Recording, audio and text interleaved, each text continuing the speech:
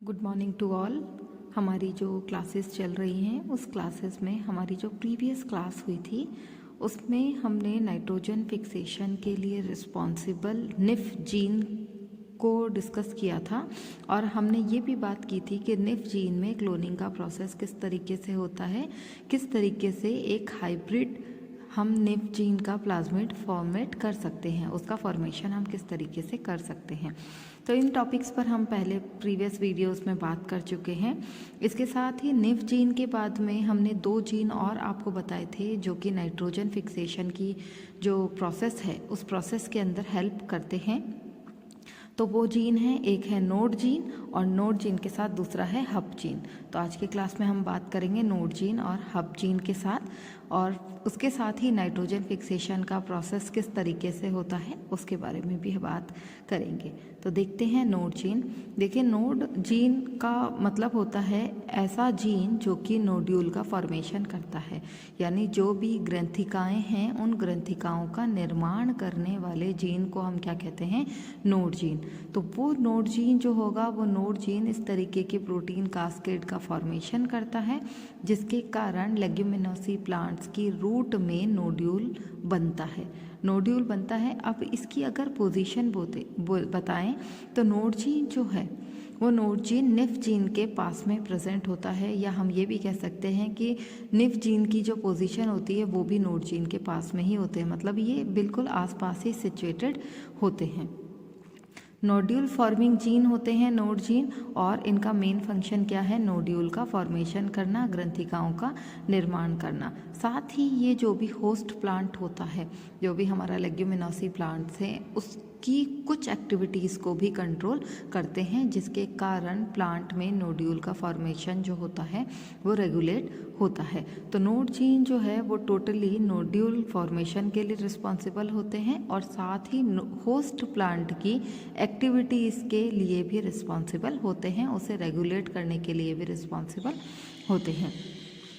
Nod gene जो है किस में प्रेजेंट होते हैं, तो जो भी हमारे नाइट्रोजन फिक्सेटिव जो बैक्टीरिया होते हैं जो कि नाइट्रोजन फिक्सेशन का काम करते हैं वो लेग्यूमिनोसी प्लांट्स के साथ में एक सिम्बायोटिक रिलेशनशिप शो करते हैं। तो नाइट्रोजन रिडक्टिव सिम्बायोटिक बैक्टीरिया जो है उनका जो मेगा प्लाज्मिड है, मेगा प्लाज्मिड क्या है, ऐसा प्लाज्मिड जो कि उन राइजोबियम उन नाइट्रोजन फिक्सेटिव बैक्टीरिया में प्रेजेंट होता है। तो जो मेगा प्लाज्मिड होता है उस मेगा प्लाज्मिड के अंदर ही ये नोड जीन पाए जाते हैं। ये जो नोड जीन है ये 2 एंजाइम्स की एक्टिविटी को बढ़ा देते हैं, उनको इंड्यूस करते हैं, उनको प्रेरित करते हैं, और वो 2 ग्रोथ रेगुलेटर या फाइटो रेगुलेटर्स हैं, इंडोल एसिटिक एसिड और साइटोकाइनिन। आपको अच्छे से पता है कि ये दोनों ही प्लांट ग्रोथ रेगुलेटर्स होते हैं जो कि प्लांट के अंदर डिवीजन की प्रोसेस को बढ़ाते हैं।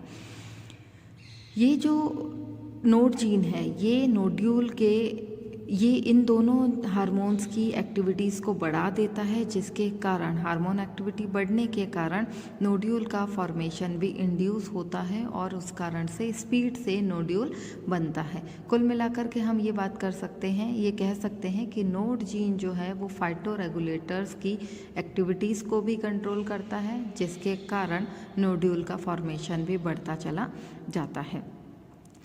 अगर हम बात करें कि इस नोड जीन का लेंथ या इसका साइज़ और शेप किस तरीके का होता है, तो जो भी आइडेंटिफाइंग है, अभी तक जो आइडेंटिफाई किया गया है, जो खोजा गया है, उसमें नोड जीन का लंबाई जो है वो 8.5 kb का होता है। साथ ही नोड जीन भी एक ओपेरोन ही है। Nod gene is made up of 4 type of gene. Nod gene जो है वो 4 तरीके के जीन से मिलकर के बना होता है, और वो जीन है ABCD। ये एक कॉमन टाइप के नोड जीन होते हैं। अगर हम बात करें कि नोड जीन कितने तरीके के होते हैं, तो नोड जीन 2 तरीके के होते हैं। एक तो होता है कॉमन टाइप का नोड जीन और दूसरा होता है होस्ट स्पेसिफिक नोड जीन।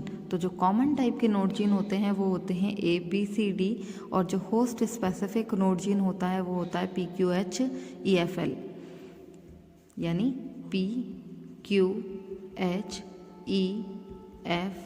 और L।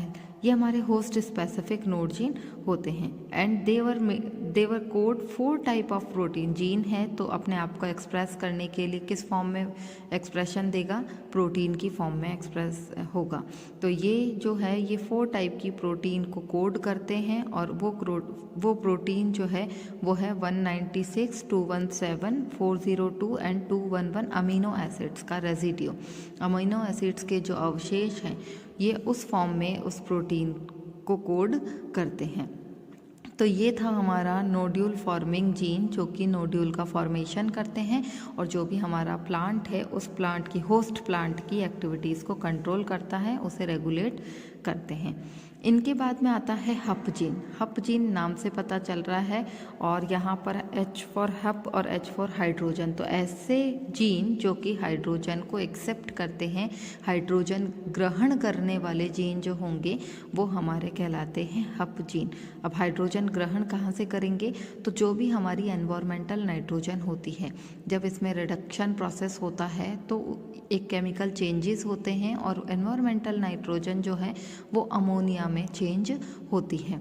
बाद में वो हाइड्रोक्सिल अमीन में और ग्लूटामिक एसिड्स के अंदर कन्वर्ट हो जाती है। तो जो एनवायरमेंटल अमोनिया होता है, एनवायरमेंटल नाइट्रोजन होता है, उसका अमोनिया में रिडक्शन होता है।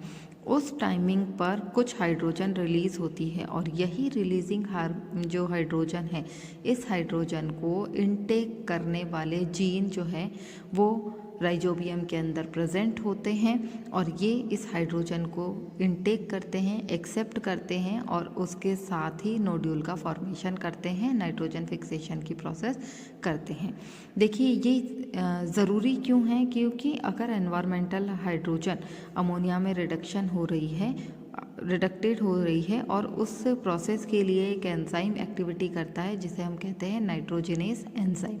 ये नाइट्रोजिनेज एंजाइम जो है ये एनवायरमेंटल नाइट्रोजन का अमोनिया में रिडक्शन कर देता है और जो हाइड्रोजन रिलीज़ होती है तो ये स्टेप्स कंटिन्यू चलता रहेगा और अगर ये स्टेप्स कंटिन्यू चलेगा तो बहुत ज़्यादा अमाउंट में हाइड्रोजन का लॉस होता रहेगा और ये जो हाइड्रोजन है इसका रिसाइकलिंग करने के लिए, क्योंकि जो हाइड्रोजन है उसका लॉस कितना परसेंट होगा, वो 30 से 50% हाइड्रोजन का लॉस होगा। तो जितनी हाइड्रोजन लॉस होगी उतना ही बार में ATP का यूज़ होगा। यहाँ पर ATP यूज़ हो रहा है तो उतनी ही एनर्जी चाहिए, तो ज़्यादा एनर्जी भी जा रही है और हाइड्रोजन का भी लॉस हो रहा है।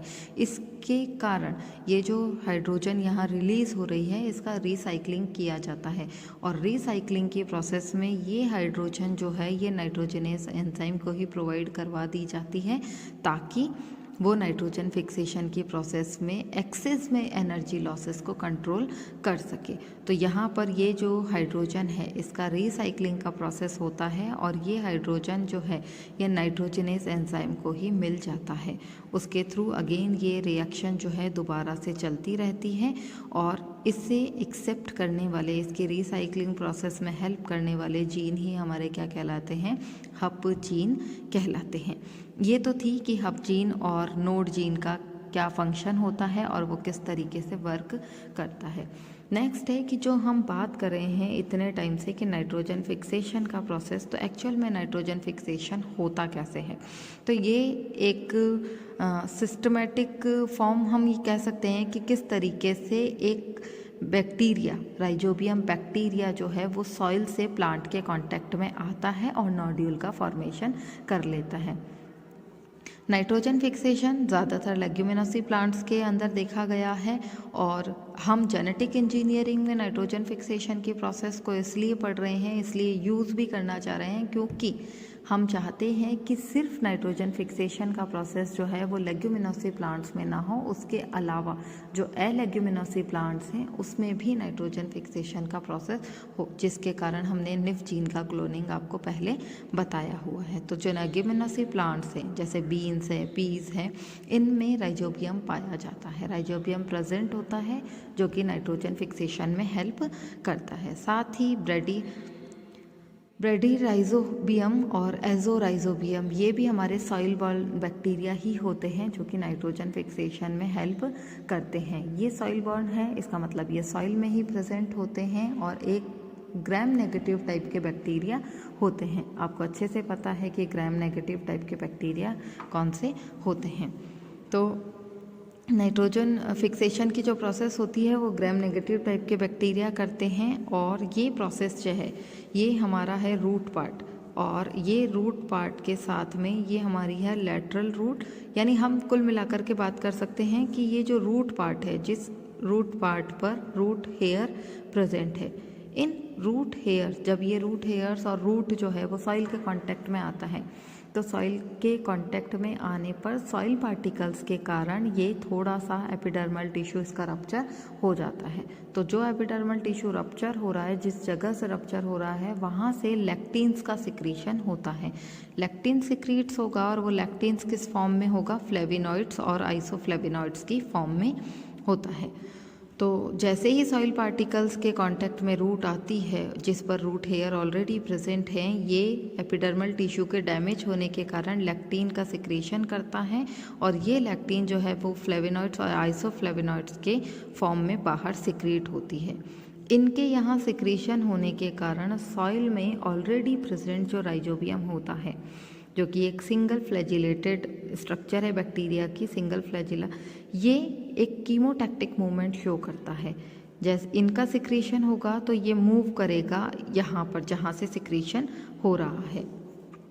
जब ये यहाँ पर मूव करेगा तो मूवमेंट के बाद ये जाकर के उस पर्टिकुलर एरिया पर जाकर के अटैच होगा जहाँ से ये फ्लेविनॉइड्स और आइसोफ्लेविनॉइड्स सिक्रीट हो रहे थे।